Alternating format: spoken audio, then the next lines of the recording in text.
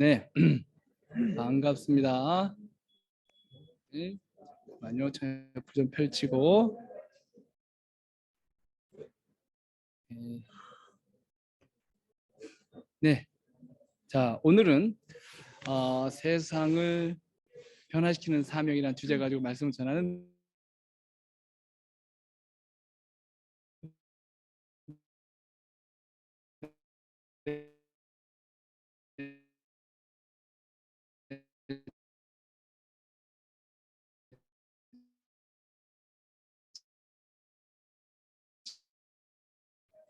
공항에서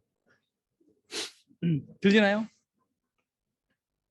네, 제가 지금 공항에 와 있습니다. 공항에서 이제 천명성사 훈련원 모집을 위해서 저희 남정호 목사님하고 함께 이제 출국 전에 여러분에게 말씀을 전하고 있는 겁니다. 네, 반갑습니다, 여러분. 자, 오늘 이 짧은 시간 동안에 또 여러분에게 말씀을 전하는데 이 공항 안에는 거의 대부분 다 모슬렘 사람들이에요. 여러분에게도 말씀을 전하지만 지금 공항에 있는 사람들에게도 제가 한국말로 지금 말을 전하고 있는 말씀을 전하고 있는 겁니다. 예, 참, 예, 우리 먼저 성경 말씀 좀 함께 보겠습니다. 자, 함께 말씀을 보시는데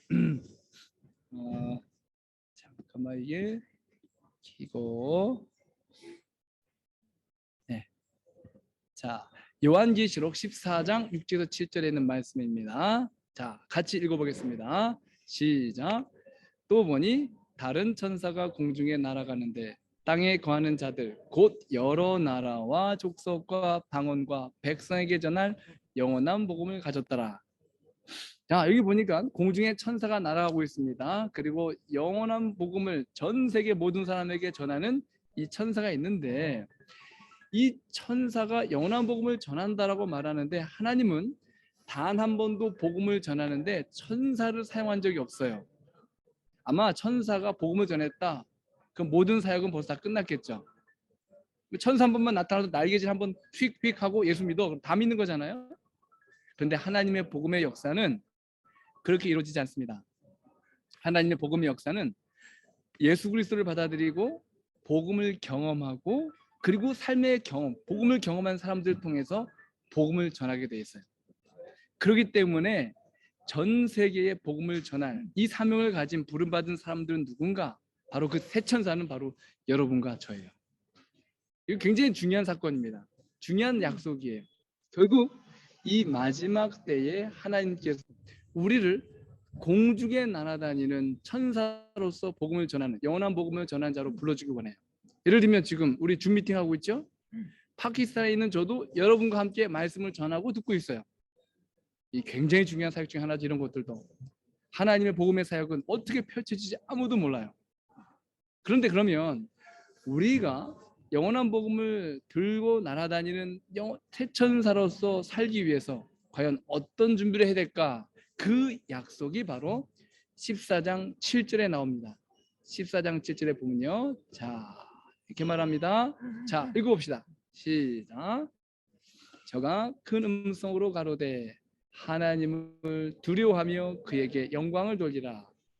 이는 그의 심판할 시간이 이르렀음이니 하늘과 땅과 바다와 물들의 근원을 만드신 이를 경배하라 하더라. 여기 보면 그 천사가 큰 음성으로 외쳐 말하는데 하나님을 두려워하랍니다. 그리고 영광을 돌리래요. 그리고 심판할 시간이 다 왔으니 그 하나님을 경배하라.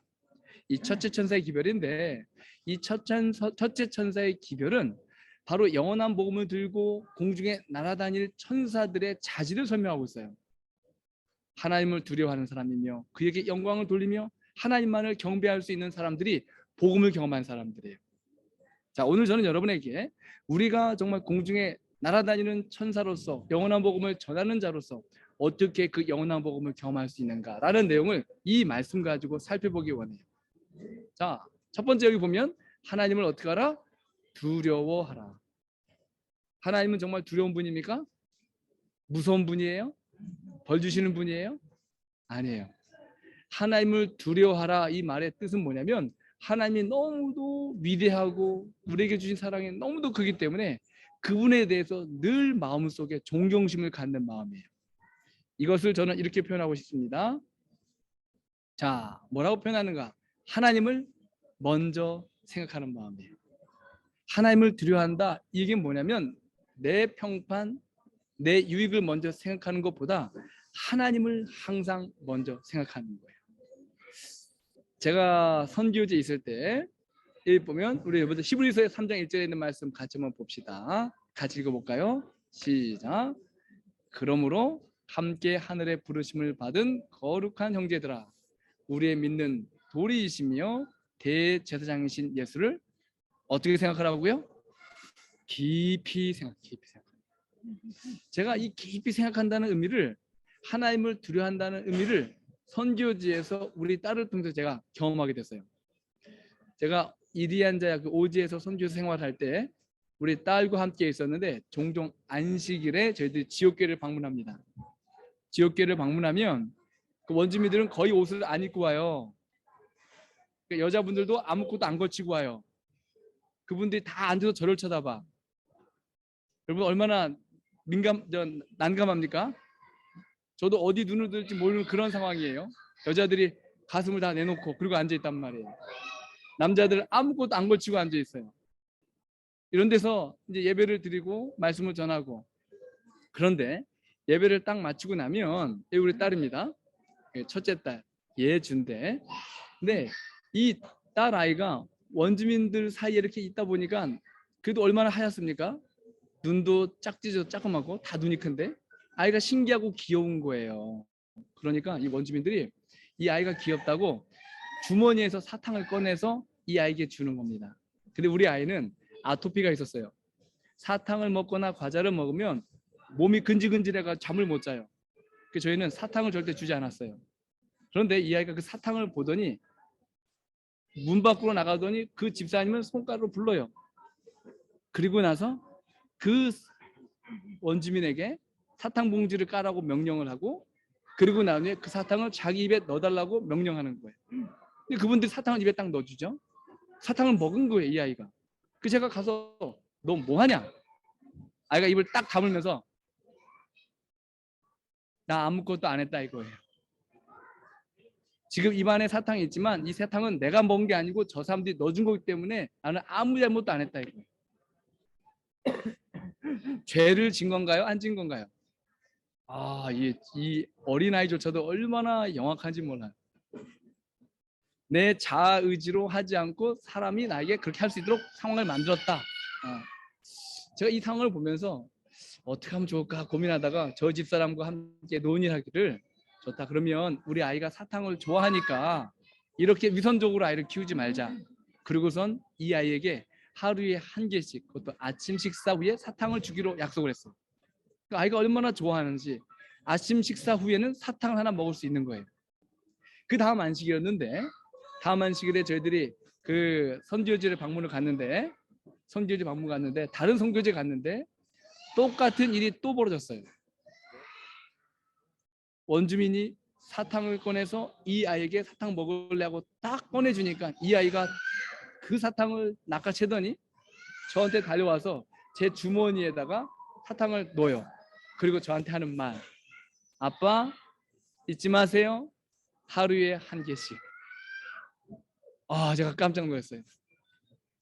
이 작은 아이가 그 사탕을 그렇게 먹고 싶음에도 불구하고 그 사탕을 들고 와서 제 주머니에 사탕을 넣으면서 아빠 하루에 한 개씩 기억하세요, 그렇게 순종하는 그 모습을 보는데 제가 깜짝 놀랐어요. 그 아이가 사탕 먹고 싶었겠죠? 먹고 싶었어요. 그런데 그 아이는 사탕 먹고 싶은 것보다 뭘 먼저 생각했냐면 아빠를 먼저 생각해 준 거예요. 제가 그걸 보면서 저거구나, 하나님을 두려워한다는 것이 바로 하나님이 원하는 것이 뭔지를 먼저 생각하고, 그리고 그 생각한 대로 행동하는 그 일, 이것이야말로 정말 하나님을 두려워하는 일이구나. 여러분, 우리가 만약에 공부하면서 또 여러 일들을 하면서 매 순간마다 하나님을 먼저 생각한다면 여러분은 정말 하나님을 가장 공경하는 사람이 되는 거예요. 그래서 우리 희망줌에서 강조하는 게 뭡니까? 아침마다 예수님을 깊이 생각할 수 있도록 말씀을 묵상하는 거예요. 그리고 아침에 묵상한 그 말씀을 내용을 가지고 하루 종일 그렇게 실천하고자 고민하는 삶. 이것이야말로 우리가 매일같이 복음을 경험하고 그리고 하나님을 먼저 생각하며 두려워하는 그 마음을 갖고 사는 겁니다. 만약에 여러분이 매 순간마다 하나님을 먼저 생각하는 삶을 산다면 예수님 재림하실 때 그 예수님은 제일 먼저 여러분을 생각해 주실 거예요. 그리고 여러분의 이름을 기억할 겁니다. 그래서 우리가 매일같이 예수님을 먼저 깊이 생각하는 그런 삶을 살면서 하나님을 두려워하며 공경하는 그런 마음을 갖는다면 우리가 영원한 복음을 전할 수 있는 새천사로서 하나님이 우리를 사용해 주실 겁니다. 두 번째, 하나님께 영광을 돌리라. 우리는 하나님께 영광을 돌릴 수 있는 그런 삶을 살기를 하나님이 원하고 계세요. 그리고 또 이사야서 43장 7절에 보면 하나님이 내 영광 위하여 창조한 자를 오게 하라고 말해요. 내 영광 위하여 창조한 자를 오게 하라. 내가 내 영광 위해서 우리를 지었다 이거예요. 그렇다면 나는 무조건 하나님께만 영광 돌리고 살아야 하는가? 때로는 어떨 때는 좀 마음이 불편할 수도 있어요. 그러나 하나님께 영광 돌린다라는 말의 의미를 곰곰이 생각하면 이렇게 이해할 수 있습니다. 내가 오늘 행동하고 결정하고 판단하는 모든 일에 있어서 하나님 얼굴에 미소를 짓는 행동이라고 생각이 되면 하시면 돼요. 그러면 하나님은 영광 받으십니다. 여러분 오늘 저녁에 뭐 TV도 볼 수 있고 나가 놀 수도 있고 할 일 많잖아요. 그런데 여러분이 지금 함께 여기 줌 미팅에 참여했단 말이에요. 하나님 말씀 듣고 있어요. 그 여러분 뒤에 있는 천사들이 여러분의 얼굴을 보면서 미소 짓고 있겠죠. 그리고 하나님이 미소 짓고 있겠죠. 지금 우리는 뭐 하고 있어요? 하나님께 영광 돌리고 있는 거예요. 내가 오늘 하고 있는 행동, 결정 하나하나 모든 것이 하나님의 얼굴에 미소 지을 수 있는 일인지를 생각한다면, 그리고 실천한다면 하나님께 영광을 돌릴 수 있게 되는 거예요. 여기 히브리서 11장 6절에 있는 말씀 함께 읽어봅시다. 시작. 믿음이 없이는 기쁘시게 못하나니 하나님께 나아간 자는 반드시 그가 계신 것과 또한 그가 자기를 찾는 자들에게 상 주시는 이심을 믿어야 할지니라. 하나님을 기쁘게 하는 가장 큰 것은 뭐냐면 믿음이에요. 믿고 움직이는 거예요. 그분이 나와 함께 하고 있다는 사실을 기억하는 거예요. 이것만큼 가장 큰 믿음은 없어요. 대표적인 예가 누구냐면 다니엘의 세 친구들이죠. 우상, 금신상을 세워놓고 절하지 않으면 불에 태워 죽인다 그랬잖아요. 저라면 뻣뻣하게 서 못할 것 같아. 살고는 쉽잖아요. 그렇다고 절은 못하겠고, 그러니 그냥 고개는 숙이지 않지만 몸만 자세히 살짝 낮출 수 있겠죠. 그런데 이 다니엘의 세 친구들은 모든 사람이 절하는 그 순간에도 뻣뻣하게 서 있었어요. 뻣뻣하게. 왜요? 그가 잠시 숙이는 척만 해도 괜찮아. 아무도 몰라요. 거기 수만 명이 모였기 때문에 그 사람이 절을 했는지 숙이는 척 했는지 아무도 몰라. 그런데 그 자체도 할 수 없는 이유는 뭐냐면 하나님이 그 모습을 보면서 얼굴에 미소를 짓을 수 없기 때문에 그들은 뻣뻣하게 서 있던 거예요. 당신이 나를 풀불에 집어넣은다 할지라도 왕이시여 우리 하나님은 나를 건져낼 것입니다. 설사 그분이 나를 불에서 건져내지 아니하실지라도 나는 당신의 신상에게 결코 절하지 않겠습니다. 얼마나 멋져요. 하나님이 아마 박수 치면서 웃었을 것 같아요. 역시 내 자녀들, 너희들의 그 모습 때문에 내가 정말 자존심 세웠다. 우리가 이렇게 하나님께 자존심을 세우는 삶을 산다면 얼마나 좋을까요? 결국 풀불에 들어갔죠. 그런데 자신들을 꽁꽁 묶었던 오랏줄이 풀불에서 다 탔어요. 오히려 풀불 밖에서 자유가 있는 것이 아니라 풀불 안에 들어가서 자유를 느꼈다는 거예요. 그리고 풀불 밖에서 하나님의 인도하심을 구하기보다는 오히려 풀불 안에서 하나님이 함께 하시는 걸 경험했어요. 예수님이 그 자리에 함께 했어요. 예수님은 자기를 가장 기쁘게 하는 사람들과 함께 하기를 원해하세요. 오늘 내가 생각하고 판단하고 결정하고 실천하는 모든 것이 하나님 얼굴에 미소를 드리울 수 있는 일인가 아닌가를 생각하고 결정한다면 하나님은 영광 받으실 겁니다. 매일같이 우리가 하나님 얼굴에 미소를 짓는 삶을 산다면 여러분 예수님 재림하는 그날 여러분은 예수님을 보고 가장 크게 웃을 수 있는 사람이 됩니다. 그리고 지금 이 순간도 오늘 하나님께서 우리를 바라보면서 미소 지을 수 있는 그런 새천사의 모습으로 살 수 있도록 해봅시다. 예. 세 번째로 하나님을 두려워하고 그리고 그에게 영광을 돌리며 그리고 심판할 시간이 이르렀으니 창조주 하나님을 경배하라. 여러분, 예배가 뭡니까? 찬양하는 거 예배 맞아요. 기도하는 거 예배 맞아요. 그런데 진짜 예배는 뭐냐면 하나님을 만나는 거예요. 우리가 비록 따로따로 있지만 이 가운데서도 줌 예배를 통해서 여러분이 개인적으로 하나님을 만났다면 여러분 예배를 드리는 거예요.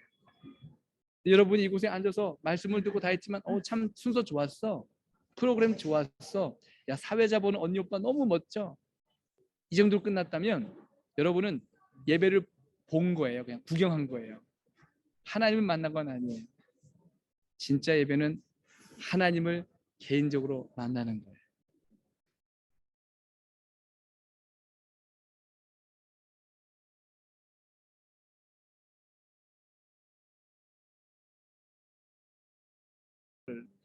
나를 위하여 지켰을 때 거기서 내가 너와 만나고 속죄소 위 곧 증거계 위에 있는 두 그룹 사이에서 내가 이스라엘 자손을 위하여 내게 명할 모든 일을 내게 이르리라. 하나님이 성소를 지었는데 성소 지은 목적이 첫 번째 그곳에 머물 수 있는 것. 머무는 것에서 더 뛰어넘어서 두 번째는 거기서 내가 만나고 하나님의 성소를 지은 목적은요 만납니다. 예수님이 이 땅에 오셔가지고 지내실 때 예수님이 자기 몸을 일컬어 성전이라고 했어요. 너희들이 성전을 헐어버려라. 내가 사흘 만에 다시 이렇게 세우리라. 그 성전은 자기가 십자가에 죽고 난 후에 부활할 몸을 가르친 이야기예요. 그러니 예수님이 우리 중에 거하실 성소로 오셨고 그리고 우리와 만나기 위해서 죄인을 만나기 위해서 예수님은 너무 바쁘셨어요. 몸된 성전이 사람들을 만나기 위해서 삭개오 만나러 가고 그리고 사마리아 우물가에 있는 여인을 만나고 마태를 만나고 여러 사람들을 만나러 다닌 거예요. 그래서 결국에 그들이 예수님을 만나는 것 자체가 뭐였냐면 그게 예배였어요. 그래서 한 여인은 고백합니다. 물을 들어왔던 한 여인이 내가 당신을 보고 나니 정말 영원한 생명을 갖기 원합니다. 이제 내가 예배드리는 삶을 살기 원하는데 내가 예루살렘에 가서 예배드릴까요? 아니면 그림신산에서 예배드릴까요? 그때 예수님이 한 말, 신령과 진정으로 예배할 때가 오나니 바로 이때냐. 예수님이 이 여자를 찾아왔단 말이에요. 그리고 만났단 말이에요. 그러니까 너희들이 예배를 드리기 위해서 저쪽도 가지 말고 이쪽도 가지 말고 기억해야 될 것은 지금 내가 너를 찾아와서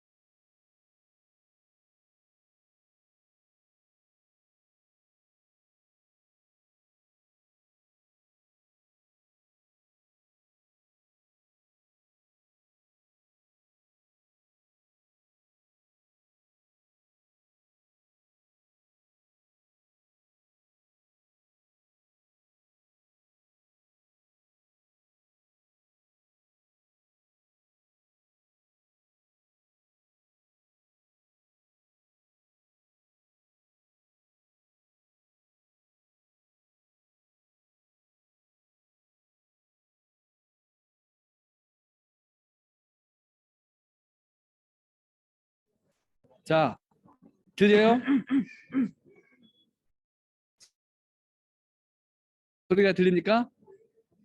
아, 예. 자, 지금 잠깐만요. 다시 열어보겠습니다. 네, 소리 들립니다. 아, 그래요? 예. 네. 좋습니다. 네. 자, 여러분들 정말 인내심이 좋습니다. 저 같은 경우는 이렇게 인터넷 제대로 안 되면 나가버릴 텐데. 네. 자, 파워포인트 보이죠? 네. 감사합니다, 여러분. 다시 만나서 반가워요. 다시 시작합니다. 이어서. 네. 자, 그런데 예수님께서 그 여인을 만났을 때 그 여인이 말하기를 제가 어디 가서 예배를 드리면 좋을까 했을 때 신령과 진정으로 예배할 때가 오나니 바로 이때다. 왜냐하면 성소 대신 예수님이 이 여인을 찾아온 거예요. 그러니까 이 여인이 예수님 만나는 그 순간이 바로 뭐예요? 그게 예배인 거예요. 그렇다면 우리가 교실에서도 예배 드릴 수 있어요. 책을 펴기 전에 하나님께 기도하면서 주님, 오늘도 주님이 제 삶을 인도해 주세요 라는 마음을 가지고 우리가 마음을 열고 기도하면 그 공부 자체가 예배가 되는 거예요. 운동 자체가 예배가 되고, 여러분 우리의 삶이 예배가 되고 예배가 삶이 되는 그런 경험들을 여러분이 매 순간마다 하기 바랍니다. 그래서 그 예수님을 하도 만나셔가지고 에녹처럼 늘 동행하고 너무 즐거워가지고 결국에는 하나님이 에녹을 데려간 것처럼 우리를 결국에 그 하나님과 영원히 살 수 있는 곳으로 데려갈 수 있는 진짜 예배 장소는 어딘가? 바로 한나라인 거예요. 우리가 그런 먼 마음을 가지고 예수님과 늘 동행하길 바랍니다. 저는 선교지에서 있었던 짤막한 경험을 나누고 마무리하려고 합니다. 이게 보이는 게 보이죠? 이 애벌레, 이게 정글 거머리입니다. 제가 선교지 정글에 방문을 가면 제일 무서운 게 바로 이거예요. 이 정글 거머리가 몸에 달라붙어서 귀에 올라온 다음에 그리고 피를 빨기 시작하면 그 물린 자국이 물린 곳이 마취가 돼요. 통증이 없어요. 나중에 뭐 불편해서 만져보면 피가 꽉 차 있는 거머리가 몸에 붙어 있어요.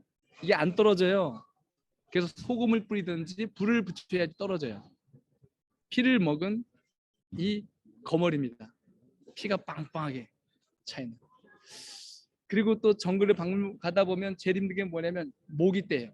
말라리아 모기 떼. 어떤 게 말라리아 모기인지 모르니까 쉬고 싶어도 못 쉬어요. 이렇게 힘들게 정글을 방문 다니면서 선교할 때 너무 힘든 거예요. 첫 방문이었는데 내가 이렇게 4년 5년 동안 정글을 방문 다니다 생각하니까 끔찍한 거 있죠. 내가 왜 이곳에 왔을까? 내가 이렇게 고생하는 거 정인구 목사님은 알고 계실까? 김승희 목사님 알고 계실까? 내가 한국에 있었으면 정말 더 좋은 일을 많이 했을 텐데 이러고 4, 5년 일할 생각하니까 너무 끔찍한 거예요. 처음에 올 때는 선교한다는 마음으로 왔는데 이런 경험이 반복되니까 이제는 지치고 힘드는 거죠. 그리고 하나님께 원망했어요. 하나님, 내가 이렇게 힘든 결정하고 왔는데 내가 이렇게 고생해야 됩니까? 그 어느 날 정글을 방문하다가 마음속에 한 음성이 들렸어요. 성배야, 너 정말 힘드냐? 정말 힘들어? 나는 너 구원하려고 정글보다 더 어두운 이 죄악된 세상에 정글 거머리보다 더 지독한 죄인들 왜 이 땅에 왔어? 너 찾으려고. 그 음성이 내 마음속에 들리는데 그날 얼마나 펑펑 울었는지 몰라요. 울면서 푸른 바다 나서니 뭐 어디든지 가오리다. 그렇게 회개하면서 울면서 마지막 선교지에 딱 도착을 했는데 보니까 그곳에 57명의 영혼들이 침례를 받기 위해서 기다리고 있는 거예요. 여기 여자들 몸에 여기 불빵 보입니까? 불빵? 팔에 있는 불빵들. 이 여자들은 여자들이 이제 맨스를 시작하고 나면 남자들이 온 몸에다가 불로 치져요. 그래서 여자가 죽으면 어두워지기 때문에 길이 안 보이잖아요. 여자들은 빛이 필요하기 때문에 몸에 불을 싣는다는 거예요. 이 사람들에게 예수님을 소개하면서 진짜 예수는 우리의 빛이다. 우리 몸에 빛을 심는 것이 아니라 우리 마음에 예수의 빛을 심자. 이러면서 그들이 마음에 결심을 하고 그리고 57명의 영혼들이 건너는 이 모습을 보면서 하나님, 제가 이젠 앞으로 정말 주님과 동행하는 그 일 가운데 불평과 불만 없이 정말 주님을 항상 생각하며 주님의 얼굴에 미소가 드리우는 그 삶을 살며 주님을 만나는 그 길을 위해서 제가 끊임없이 매일의 예배의 삶을 살겠습니다. 그런 결심을 하는 아주 놀라운 제 경험의 시간이었습니다. 여러분, 지금 온 땅의 수많은 사람들이 예수를 알고 싶어서 준비하고 있어요. 근데 그가 예수가 누군지 몰라요. 그 예수는 오직 예수를 경험한, 복음을 경험한 여러분과 같은 새천사들을 통해서 증거될 것입니다. 여러분들이 정말 세상을 변화시키는 가장 놀라운 사명을 위해서 예수님의 아름다운 복음을 경험하게 되기를 바라면서 말씀을 마치겠습니다. 감사합니다. 함께 기도할까요? 기도하겠습니다. 사랑의 아버지 하나님, 우리 희망중 영성 캠프에 참여한 모든 학생들의 마음속에 세상을 변화시키고 움직이고 그리고 품는 비전과 열정으로 섬길 수 있는 예수님의 사랑이 마음속에 들어지게 도와주셔서 복음을 경험하고 그 복음을 삶으로